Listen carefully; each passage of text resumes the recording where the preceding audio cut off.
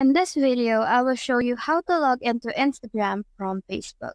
Now, the first thing we're going to do is to go to our Facebook account. So we just have to click on Facebook, go to the menu. So we just have to click on this icon on the upper corner, click on the settings, and then click on account sent. Now, as we can see, when we tap on profiles, we will be able to see all the Facebook account and Instagram account that we have. Now, in order for us to log in from Facebook to Instagram, all we have to do is to go back, click on logging in with accounts, and then tap on allow all accounts to log into each other. Now we just have to go to Instagram. And now you're online on Instagram without knowing your password or anything. Now you're logged in. So that's the whole process.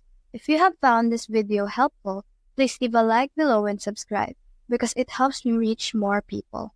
See you soon!